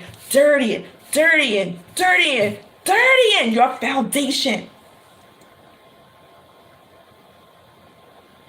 Or you got that ex, your ex-husband, your ex-wife, your ex-boyfriend who was always dirtying your foundation. But the only thing is that now they're dirtying your foundation in here, in your mind, and you can't get away. You can't even escape the footprints, the dirty boots on the floor, your foundation up here, your mental floor, or you can't escape. You can't escape this person's heels and the little marks they left on your mental floor in your foundation that you can't escape. You like, I'm all right. I'm kicking it. I'm doing fine. I'm taking care of me. I got the job. I'm listening to tarot. I pay my bills on time. I'm making a way. I'm getting a new place to live. I'm getting a new car. I got a new job. I got a new boo. But you can't escape. You can't escape the sounds of their shoes. You can't escape the sounds of their shoes. It's like a click clack, a click clack, a click clack, because the shoes she was wearing, the shoes that your ex-boo was wearing was so damn cheap. You can't escape the click clack,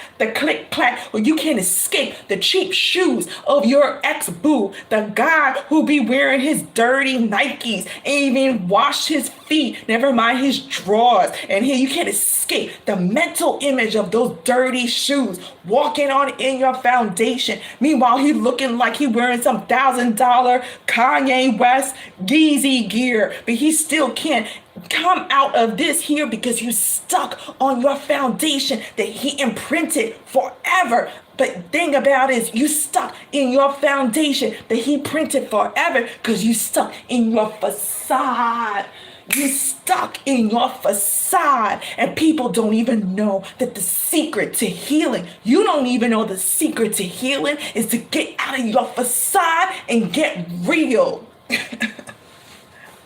You don't even know that the secret to your healing is to get unstuck, to get out of your facade and to heal. You don't even know that the secret to healing is being real. You like, I'm good, I'm fine, how are you?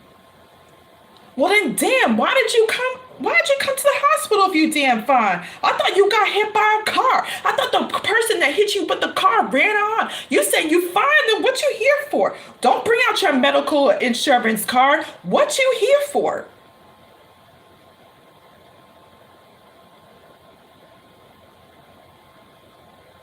You doing good? You doing good? Hey, what's up? How you doing? Hey, how are you? How are you? I'm good. I'm good. You looking good. You looking good too. You fine? You doing well? Yeah, I'm fine. How are you?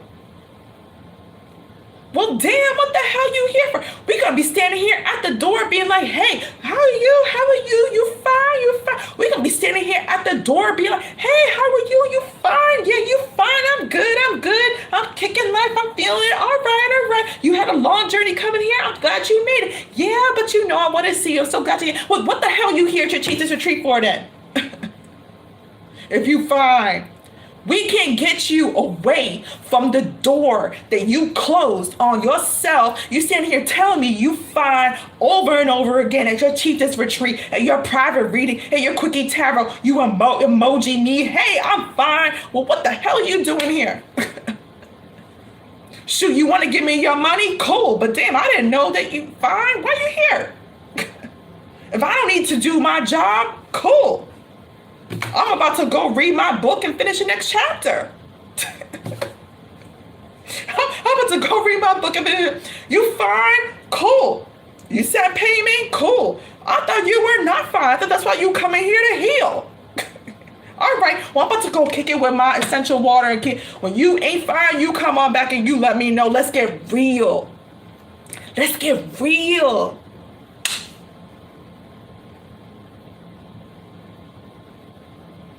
That's like Tony Soprano. That's like the Soprano show. I think of Tony Soprano all of a sudden. That's like the beginning of the Tony Soprano stages when he started to go to therapy. When he started to go to therapy and he didn't want to talk. He's like, yeah, pussy and them, we got the guys and stuff. And, we're not used to, we're Italian. We don't go to therapy. What is this? They told me that I was having anxiety attacks and, they told me to come and get therapy. I don't know why I'm here. So what the hell? Bamfangold.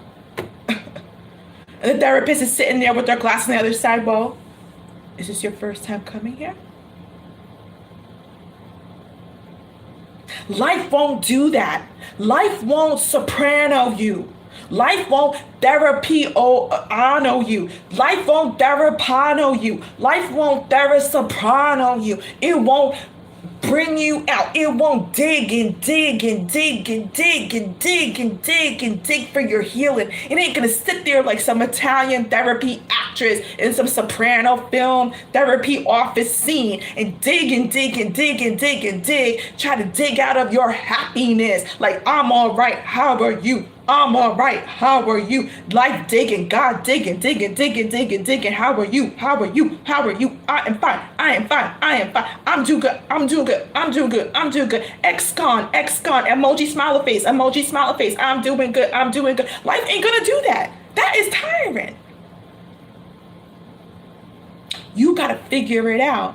You have to figure it out. Don't we have to figure it out? When you walk in that door, I think of that movie all of a sudden. I think of that movie. What's that movie? Angela Bassett and Whitney Houston. That movie with all of those women. And Angela Bassett has that moment where she finds out that her husband left her for another woman. In that case, she said in that movie, a white woman. She couldn't just get over the fact that her husband left her for a white woman and didn't want to be with her no more. And she had that iconic scene where she brought in that little wagon for children. She brought that little wagon. She busted in his closet and took all his suits and said, you know what? I did this for you all these years. And don't you know? And I'm having, and don't you know? And she walked out with that wagon. She walked out with that wagon. Thank you, waiting to exhale. She walked out all that stuff and her brassiere and her $2,000 lingerie top. Go check it out. She lived in a fancy house. She lived in a nice house in the suburbs where nobody would probably imagine that she had these problems. And she said, you know what? Suddenly I got a problem today. And she took all his stuff, took all his Versace suits and custom made suits and put them in a bag. She took all his, snatched all that wealth, all that. I am fine in this marriage. She snatched all that. I am fine in this marriage suits from his closet. Threw him in the wagon. All of a sudden, she was losing the facade. She was losing the dishonesty. She was losing the devil. And she took that wagon and she goes, you wanna, and threw them all through the roof of the car, through all of her, I am fine in this marriage. I am good. I'm fine. She threw all that. I am good. I am good. I'm doing well. She threw that all in the car and she lit that sucker on fire. She burned all his clothes and lit that sucker on fire. She was burning the facade. Burning the facade. When are you going to burn your facade and be done with it? How many more years is it going to take for you to live with your suits? How many more? Because suits cover up the body and they come in layers in layers. For men, they have the wife beater, then they have the long sleeve white shirt, sometimes even different colors. You know, facades come in different sizes, different colors, different shapes, different kinds. And then you got the jacket. Oh, don't forget the tie. You gotta have the tie.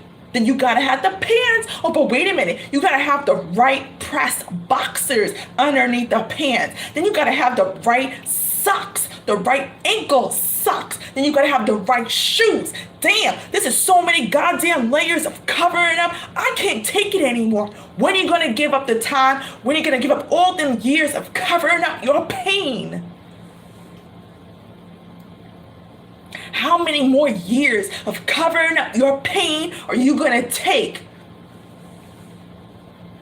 That's what Façade You Not is all about. Because Angela Bassett's like, damn, this is the one. This is the one.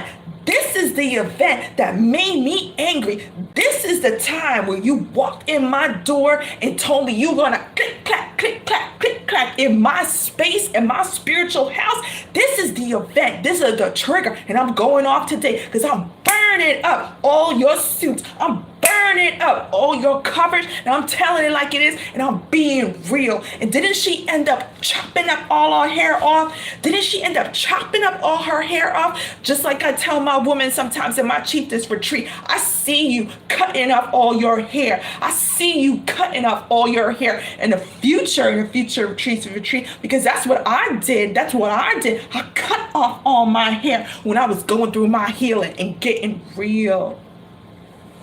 It's a spiritual renewal. It's a spiritual act. It's a spiritual next step.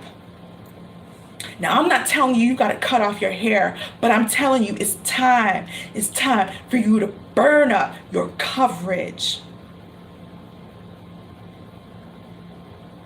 Now, I'm not talking about health insurance. I'm not talking about medical cards. I'm not talking about credit cards. But hey, the way it's looking, you can't handle even a credit card. You max it out instantly. You like, you know what?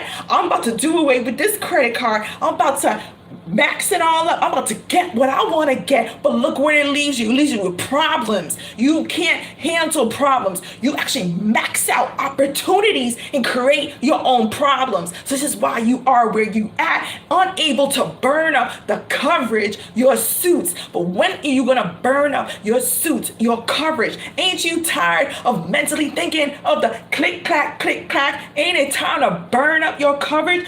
Burn up your coverage. Burn up the facade and say, damn, he left me for a white woman. Damn, I can't afford my credit card. Damn, Chieftess, I can't take it anymore. I feel like crying and I just can't take it no more. When are you gonna burn it all up? When are you gonna burn it all up?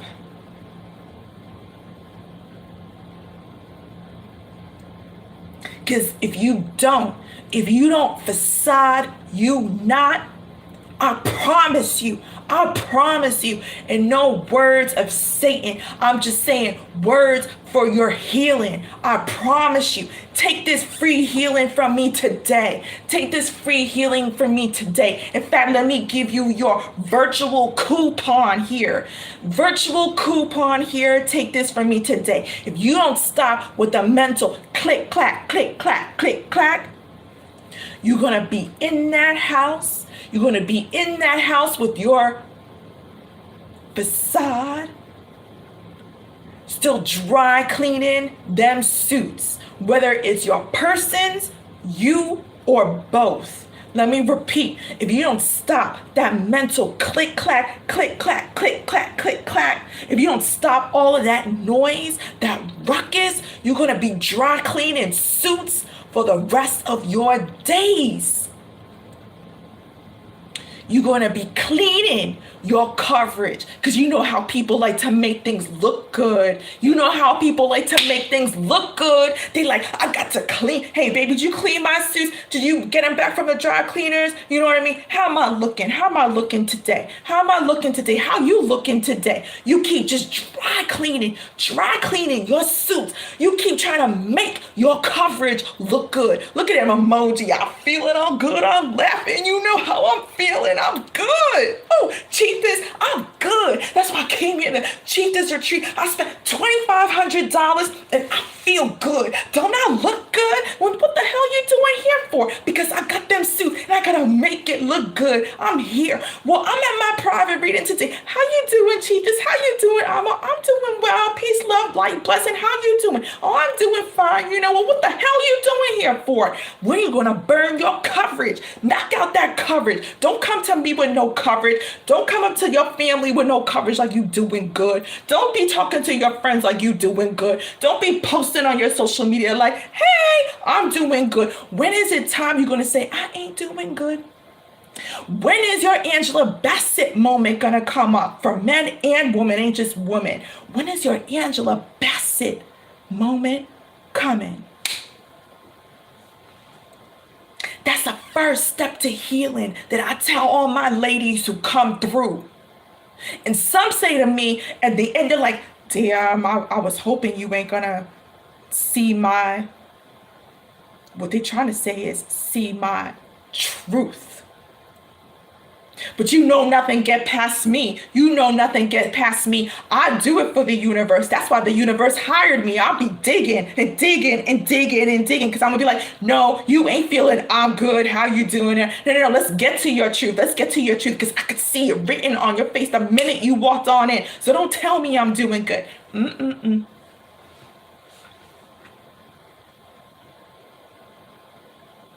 And at the end of their retreat, they're like,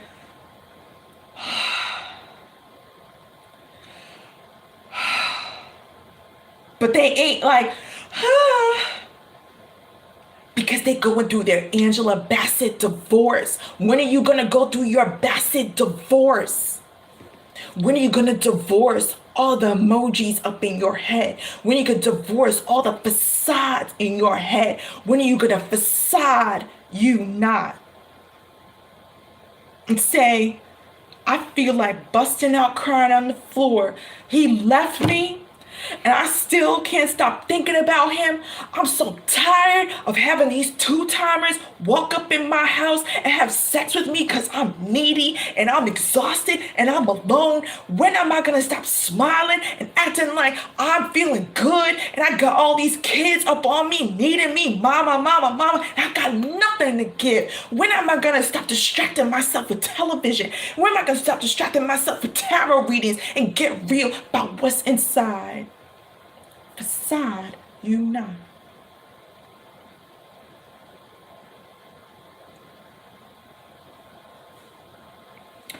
We're gonna come to a close right now, my dears. Facade you not. Sometimes it takes watching or rewatching Waiting to Exhale with Angela Bassett. Sometimes it takes that. Sometimes it takes a trigger or a motivation or Healer of Hearts live stream to push you to dig in the reality of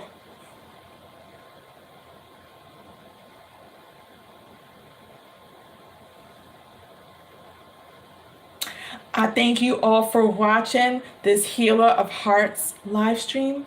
I thank you all for watching. I appreciate those of you who have come around. And tomorrow we will do this again at the correct time, 9 p.m. to 11 p.m. Excuse me for today. We will do this again for 2 more hours, last live stream. So if you need your healing, if you need your facade, you not come on through. Say, I need my healing today. I just ask you donate. I don't care if you donate $20. I don't care if you donate $50, whatever. I'm just asking for a donation, a simple pleasure, a simple prayer, a simple payback from God, from your heart. But I will be around tomorrow for another 2 hours, and we will do this again, because this is what it's all about. We finished live stream number 1 called You. Now we're completing live stream number 2 called Façade You Not. Thank you all for watching. Peace, love, light, blessing to all of you. Peace, love, light, blessing to all of you. Get your lighters out. Get your lighters out. Get your suits out. Gather them up. Façade, you not. God bless.